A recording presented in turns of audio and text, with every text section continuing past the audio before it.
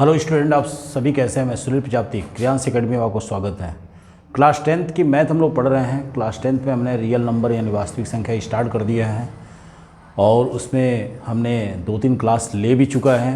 उस क्लास के अंतर्गत हमने इंट्रोडक्शन क्लास भी लिया हुआ है, एक्सरसाइज की प्रश्नावली भी हमने शुरू कर दिया है, एक्सरसाइज का एग्जाम्पल भी हमने शुरू कर दिया है उस प्रश्नावली का। उसी क्रम को हम आगे बढ़ाते हुए हम क्लास को शुरू करते हैं।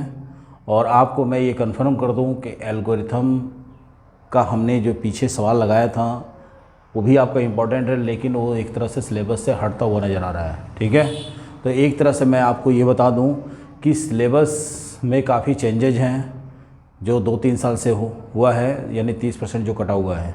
तो आप जितनी भी नई किताबें जो आप मार्केट में आ रही हैं उन किताबों को लें, जिससे आप ये श्योर हो जाएँ, ये क्योर हो जाए कि जो हमारा सिलेबस है वो क्या है, और सिलेबस के हिसाब से ही पढ़ाई करें, वो ज़्यादा बेटर होगा। ठीक है, ऐसा नहीं कि किसी दूसरे का आपने किताब ले लिया हो, बस 8-10 साल पुरानी किताब हो, पुरानी एडिशन की हो, फिर से आपको ये लगे कि हमें बहुत सारा पढ़ना है, तो आप उसमें कन्फ्यूज होंगे और आपको परेशानियाँ बढ़ेंगे। तो जितनी इस समय नई किताब आ रही है, चाहे राजीव प्रकाशन का हो, डॉक्टर मनोहर रे का है, आप उन्हीं किताब को लीजिए जिससे आप श्योर हो जाएँ कि हमें कितना पढ़ना है।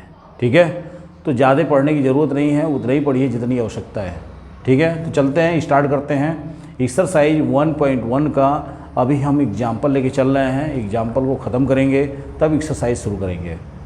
चलिए, एग्जाम्पल के अंतर्गत एक पॉइंट आता है कि देखो, किताब मेरे हाथ में है और किताब का ही हमने आपको बताया भी था कि राजीव प्रकाशन की जो बुक है वो बेस्ट है, मनोहर रे का भी बेस्ट है, सभी जितने भी एडिशन हैं, जितने भी प्रकाशन हैं, सभी बेस्ट हैं।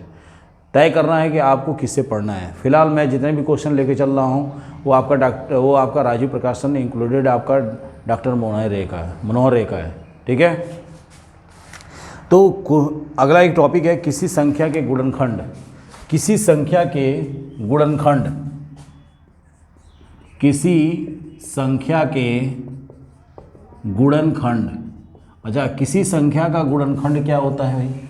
किसी संख्या का गुणनखंड वह होता है जो संख्या किसी संख्या से क्या हो, विभाजित हो जाए, यानी पूर्णतः विभाजित हो जाए, और वो विभाजित संख्या उसका क्या कहलाता है? गुणनखंड कहलाता है। जैसे मैं एक बात बता दूं, जैसे 24 है, तो 24 किससे विभाजित हो सकता है? 3 से भी हो सकता है, 2 से भी हो सकता है, लेकिन गुणनखंड की स्थिति में हम सबसे छोटी संख्या को लेके चलते हैं।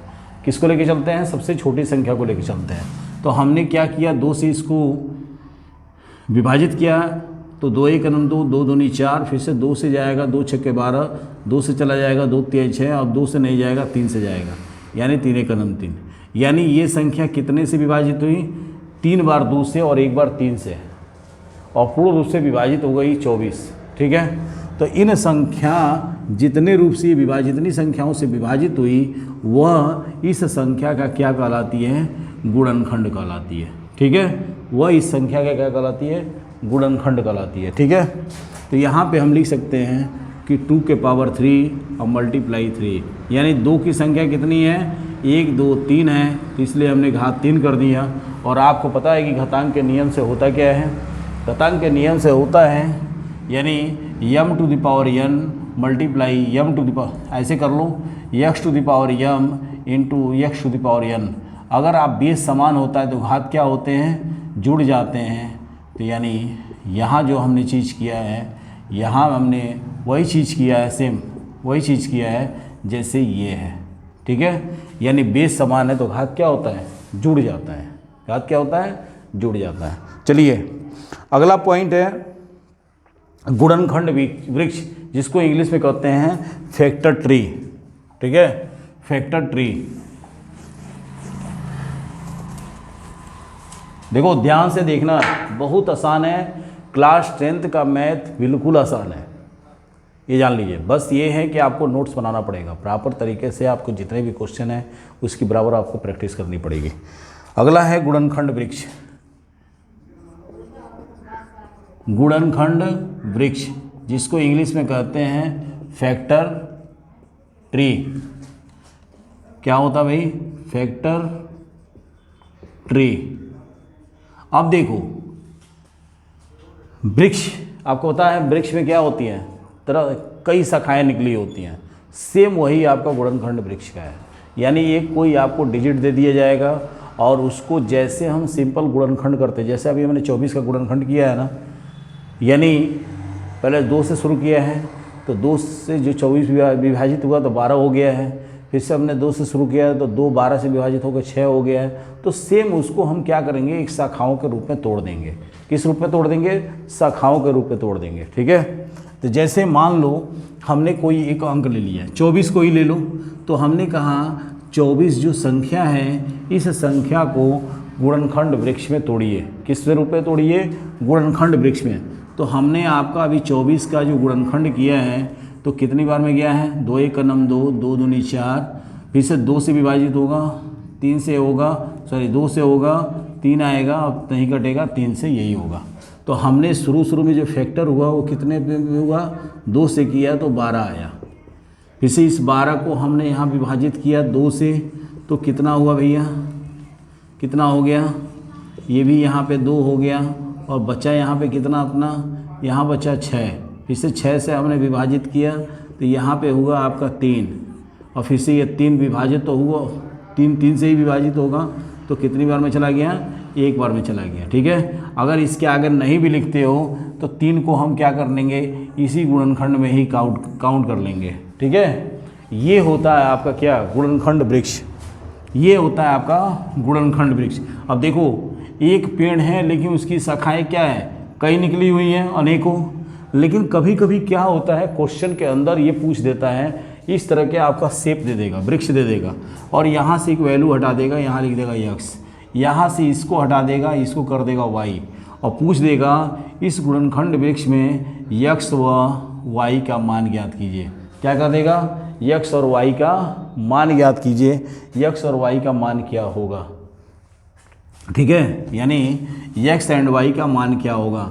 तो देखो कितना आसान है x और y का मान ज्ञात करने के लिए। हमको पता है कि ये 12 है यहाँ पे और यहाँ पे 6 आया है, तो 2 तरीके हैं। ध्यान दीजिएगा, इसके 2 तरीके हैं। कैसे? पहला तो दोनों को आपस में गुणा करके इसको बराबर कर दूँ, x गुणे 6 बराबर ये, क्योंकि इन दोनों से ही तो हुआ है ना। तो यहाँ पे क्या लिख देंगे? x बराबर 12/6, 6 दूनी 12, तो x का मान कितना निकल गया? 2 आ जाएगा। दूसरा तरीका ये है, दूसरा थोड़ा सा आपका टिपिकल है। दूसरा ये तरीका है कि हम फिर से वही अप्लाई करेंगे कि 2 से कितने का भाग करें कि 6 हो जाए।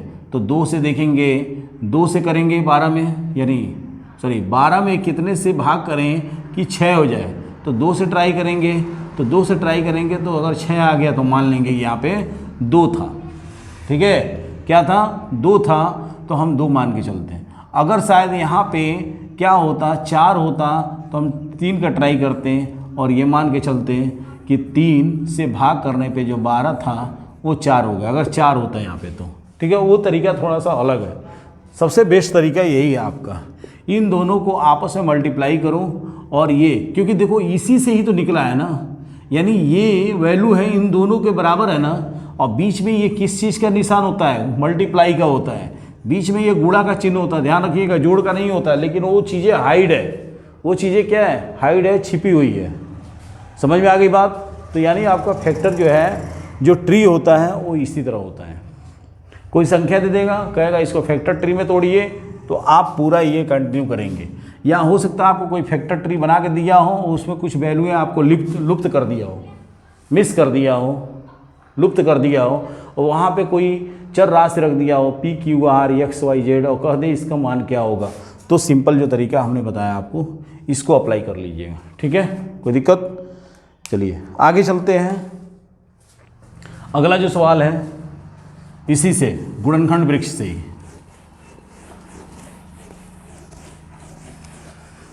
जो आपके क्वेश्चन दिया हुआ है किताबों में, दिया है कि 16 के गुणनखंडों को गुणनफल वृक्ष के रूप में दिखाइए। यानी 16 यानी 16 को हमें क्या करना है? गुणनखंड करके गुणनफल वृक्ष यानी गुणनखंड वृक्ष के रूप में दिखाना है। तो सेम तरीका वही होगा, इसको हम काम करते हैं रफ। ये जो काम है ये रफ वर्क है। 16 380 सेम वही काम करो। 2 से देखो विभाजित हो जाए क्या, जब हम किसी संख्या को लेते हैं यार। अच्छा एक चीज़ और ध्यान रहा, गुणनखंड करते समय हम छोटी से छोटी संख्याओं को लेते हैं। जैसे आपका 2 है, 2 से ट्राई करते हैं और कोशिश करते ये हैं कि 2 को हम लास्ट वाले वैल्यू को देखें कि क्या ये विभाजित हो जाएगा क्या। जब ये विभाजित हो जाएगा तो हम श्योर हो जाएंगे कि ये क्या है, इससे विभाजित हो जाएगा। क्या हो जाएगा, इससे विभाजित हो जाएगा और आगे कंटिन्यू कर लेते हैं। नहीं होगा तो 3 से ट्राई करते हैं, 3 का भी लेके चलते हैं, देख लेते हैं। 4 की कोई ज़रूरत पड़ती नहीं है क्योंकि 4 से होगा तो 2 का भी काम करेगा। 4 से होगा तो 2 का 2 हो सकता है, 3 हो सकता है, 5 भी हो सकता है। तो ये सब सारी चीज़ें हो सकती हैं, ठीक है। तो इन सब सारी चीज़ों का ध्यान रखा जाता है, ठीक है। तो चलिए 2 से ट्राई करते हैं तो क्या होगा, 2 8 16, 2 1 9 2 और यहाँ पे 2 4 8 और 0। अब कितना हो गया, ये 81 40 हो गया। यानी 81 नहीं सॉरी 2 9 18 होगा यहाँ पे। 2 8 16, 2 1 9 2, 2 9 18, ठीक है। हमने एक हासिल छोड़ दिया था। अब यहाँ पे 81 90 हो गया। तो यानी ये टूटा कितनी में, 2 और 81 90 में। तो सीधा सीधा हम यहाँ पे क्या लिख सकते हैं क्या, अब देखो इन दोनों का गुणा ही तो ये होता है ना, होगा कि नहीं होगा, होगा। तो यहाँ पे क्या लिख देंगे, 2 लिख देंगे और यहाँ पे हम फाइनल जो वैल्यू है 81 90 लिख देंगे, कोई दिक्कत नहीं। फिर से वही काम वापस करेंगे। अब इसका फैक्टर बनाएंगे तो 2 से किया, 2 4 8, ये इससे विभाजित नहीं होगा, 0 लेके आएगा, 2 9 18 और 2 5 10। क्लियर हो गया। अब यहाँ पे आ गया 40 95। फिर से चेक कर लो, 2 4 8 विभाजित नहीं होगा, 0 आ जाएगा, 2 9 18 और 2 5 10। यानी ये जो फैक्टर हुआ वो किस रूप में हुआ, 2 में हुआ और आपका सीधे सीधे क्या हो गया, 40 और 95 के रूप में हो गया। देखिए कितना आसान है, जो फैक्टर ट्री है वो कितना आसान है, ठीक है। अगर आपको चेक करना है तो दोनों का गुणा कर दीजिए, अगर ये वैल्यू आ जाती है तो सेम है, आपस में दोनों का गुणा कीजिए, सेम वैल्यू आ जानी चाहिए ये। चलिए फिर से वही काम 2 से करेंगे, ट्राई करूं 2 से जाता है कि नहीं, 2 से जाएगा नहीं, ये लास्ट वाला संख्या क्या है, विषम है। 3 से ट्राई करूं, 3 का 3 1 9 3, यहाँ बचा 3 3 9, 3 6 18, 3 5 15। अब 3 से चला गया, यानी ये आ गया आपका 13 65, ये 3 हो गया सीधे सीधे और यहाँ पे जो हो गया हमारा 13 65 हो गया। क्लियर हो गया। अब हम यहाँ पे एक तरह से किस काम का कर रहे हैं, कौन सा काम कर रहे हैं, गुणनखंड वृक्ष का काम कर रहे हैं, ठीक है। अब यहाँ ध्यान दीजिएगा, अब किससे जाएगा, ये 3 से चला जाएगा, 3 चौको 12 और यहाँ पे 3 5 15 और 3 5 15। फिर से ये 3 से चला गया सीधा सीधा, तो क्या हो गया, यहाँ 3 हो गया और यहाँ पे क्या हो गया आपका 455 हो गया। देखिए कितना आसान है, किसी तरह की कोई दिक्कत है नहीं, ठीक है। फिर से वापस हम क्या करेंगे, ट्राई करेंगे 3 का, 3 से होता है कि नहीं, 3 से नहीं होगा, ठीक है। चलो 5 से करो, 5 से 5 9 45, 5 1 9 5, यानी ये हमारा किससे हो गया, ये 5 से गया और एक तरह से ये आया कितना 91। अब कितनी से चला जाएगा, 7 से चला जाएगा, ठीक है, 7 से।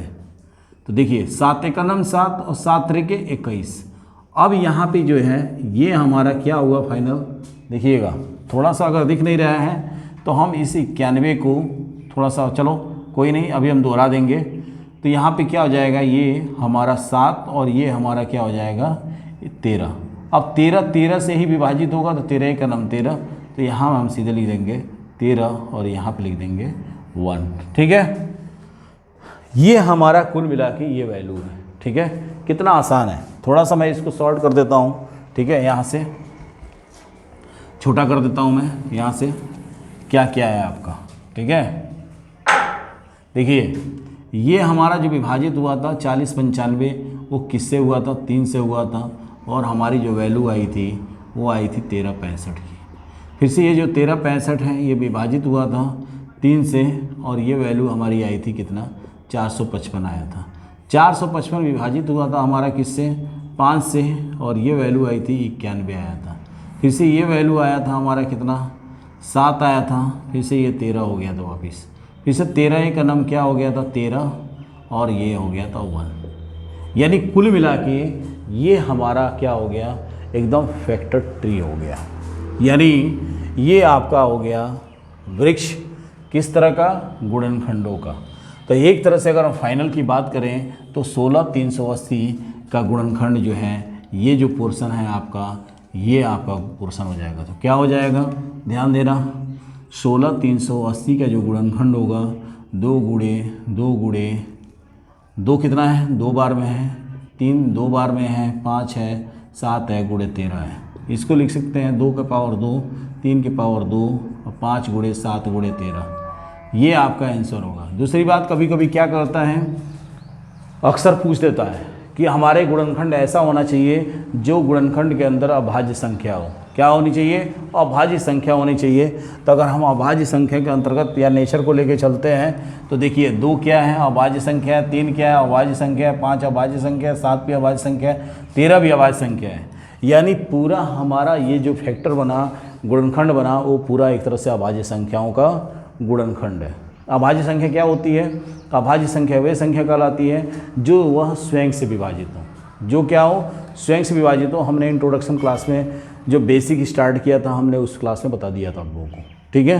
तो यहाँ पे एक तरह से ये भी हो गया, अभाज्य का भी ये फॉलो कर रहा है, ठीक है। चलिए, ये हमारा जो बेसिक सवाल थे, ये जो चीज़ें बतानी थी उससे हमने बता दिया। चलिए अगले पोर्शन में चलते हैं, संख्याओं तथा उनके मौसों और लसों के बीच में संबंध, ठीक है।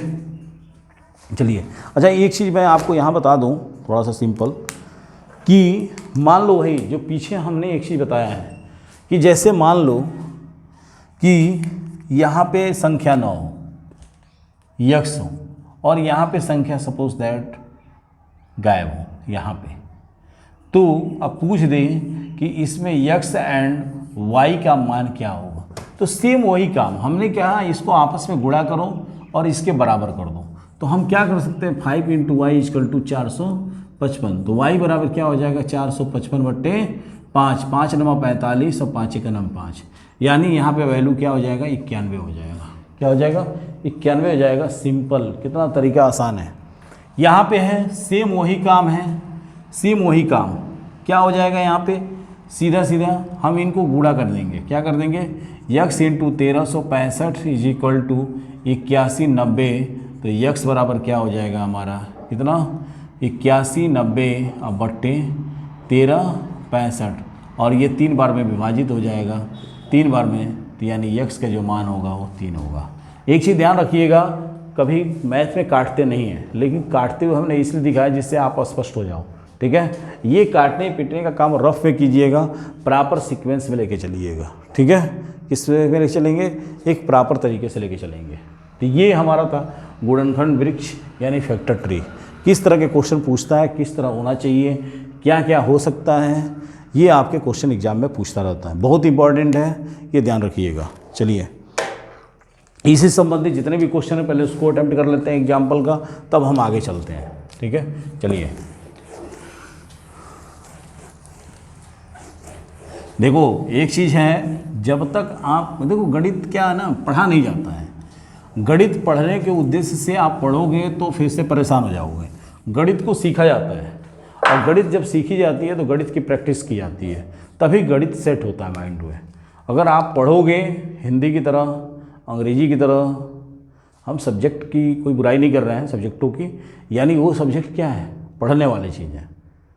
थोड़ा सा रट लोगे तो काम चल जाएगा, लेकिन इसको रटा नहीं जा सकता है। इसको रटोगे तो फिर से समस्या होगी और फिर से आप कर नहीं पाएंगे उस चीज़ को, ठीक है। चलिए अगला सवाल है जो बहुत इंपॉर्टेंट है, आपके एक्सरसाइज 1 पॉइंट। देखो जो किताब है जो बिल्कुल नई किताब है मेरे पास, न्यू एडिशन 2024 का, और उसी किताब को आप ले लीजिए और उसी किताब से पढ़िए आप। इससे फ़ायदा आपका यही रहेगा कि जितना वास्तव में पढ़ना है आप उतना ही पढ़ेंगे, यानी फालतू की चीज़ों को पढ़ना कोई ज़रूरी नहीं है। अपने समय को बर्न करना होता है, समय को बर्बाद करेंगे और दिमाग ख़राब भी होगा। इससे बेटर है उतना पढ़ो जितनी ज़रूरत है, ठीक है, ये ध्यान रखिएगा। चलिए अगला क्वेश्चन है एक्सरसाइज 1.1 का एग्जाम्पल संख्या 8 है, और एग्जाम्पल संख्या 8 का जो क्वेश्चन है दिया हुआ है, नीचे दी गई आकृति में क्वेश्चन है कि नीचे दी गई आकृति में, क्वेश्चन है क्वेश्चन नंबर 8 एग्जाम्पल का, नीचे दी गई आकृति में x तथा y के मान ज्ञात कीजिए। x व y के मान ज्ञात कीजिए, मान ज्ञात कीजिए। चलिए, अब यहाँ पे ये क्वेश्चन दिया हुआ है, तो जाहिर सी बात इसकी आकृति दी गई है, तो आकृति के हिसाब से चलेंगे। देखिए क्वेश्चन दिया है x और इसके साथ दिया हुआ है 3 और 195। उसके बाद दिया हुआ है 3y, यानी इधर 3 है और इधर आपका इस बॉक्स में y है। उसके बाद दिया हुआ है 5 13, ये 3 है, ध्यान रखिएगा। अब ये ध्यान रखिएगा, ये यहाँ पे है 5 और 13, 5 और 13। अब ध्यान दो, अब पूछ रहा है x और y का मान क्या कीजिए। अब फिर से किसी के दिमाग में ये चलेगा बात कि सर अभी तो आपने जो ट्री बनाया था वो बिल्कुल ऐसे बनाया था, लंबवत। देखो यार, पेड़ कुछ भी हो सकता है बेचारा दब गया, किसी ऊपर का प्रभाव पड़ गया हो, वो दब गया हो तो बेचारा वो क्या होता है, वहीं फैलना शुरू कर देता है। फैलना शुरू कर देता ना, तो टहनियाँ किधर भी निकल सकती हैं, कोई परेशान होने की ज़रूरत नहीं है। ठीक है, यहाँ पे एक्चुअली क्या पूछा है, x और y का मान। अभी हमने कुछ देर पहले, यानी इसी सेशन में, इसी क्लास में हमने जस्ट पिछला क्वेश्चन जो बताया था कि x और y p q कुछ भी दे सकता है, तो उसकी वैल्यू कैसे निकालेंगे। सेम वही काम जैसे हम कर रहे थे, तो दोनों को आपस में गुणा करो। 3 × 195 = x कर दोगे, दोनों आपस में गुणा है तो कितना हो जाएगा, 3 × 5 = 15 और 9 × 3 = 27, 1 = 28 और 3 × 9 = 3, 28 हुआ था ना, 3 × 9 = 3 और 2 = 5, यानी x की जो वैल्यू आई वो आया 585। यहाँ लिखना नहीं है, यहाँ लिखिए आप सीधे से, तो जो x का मान आया वो 585 हो गया, ये आंसर है। उसके बाद फिर से दूसरा कंडीशन क्या है, वही सेम, दोनों को आपस में गुणा कीजिए। तो 3 × y = 195, तो y का मान कितना हो जाएगा, वही डिवाइड कीजिए तो कितना हो जाएगा, बोलो। 3 × 6 = 18 और 3 × 5 = 15, यानी y का जो मान हुआ एक्चुअल वो कितना हो जाएगा, y = 65। देखो कितना आसान क्वेश्चन है, एनसीईआरटी का बहुत बेस्ट क्वेश्चन है, और इसी तरह के क्वेश्चन पूछता है और आपको जवाब देना होगा। ठीक है, तो मुझे नहीं लग रहा है कि आपको कहीं कुछ भी डाउट होगा, पूरा श्योर हो गया, क्लियर हो गया कि किस तरह के सवाल बनते हैं और किस तरह के जवाब दिए जाते हैं। ठीक है, चलिए अगला क्वेश्चन है, एग्जाम्पल का ही देख लेते हैं अभी। चलिए, अब जो फैक्टर ट्री की बात है, इसी तरह का सवाल होगा। हमें जहाँ तक आशा है कि जितने भी सवाल आपको इस तरह के आएंगे आप लगा लोगे आसानी से। ठीक है, चलिए मिटाते हैं। अब इसके बाद हम लॉस और मौसा की बात करेंगे, यानी महत्तम समापर्त और लघुत्तम समापर्तक की, और यानी एलसीएम और एचसीएफ की बात करेंगे और उसको आगे बढ़ाएंगे। इसमें किस फार्मूले की ज़रूरत है, कैसे सवाल पूछे जाते हैं, किस तरह के जवाब दिए जाते हैं, उन सब सारी चीज़ों पर चर्चा होगी। ठीक है, चलिए, तो इसको जितना भी एलसीएम और एचसीएफ है, इस क्लास को हम नेक्स्ट क्लास में करेंगे, जिससे आपके कोई कन्फ्यूजन ना हो। तो लॉसा और मौसा को हम अगले क्लास में शुरू करेंगे, जिससे आप उस चीज़ को श्योर हो जाए। ठीक है, मिलते हैं, तब तक के लिए धन्यवाद। देखो, वीडियो को ज़्यादा से ज़्यादा शेयर करो, लड़कों को बताओ कि हम लोग की मैथ की क्लास क्रियांश एकेडमी में शुरू हो चुकी है और पूरी प्रॉपर क्लासेज हैं। जितनी भी आपके डाउट्स हैं उन सब सारी चीज़ों को क्लियर करते जाएंगे। तब तक के लिए धन्यवाद, मिलते हैं।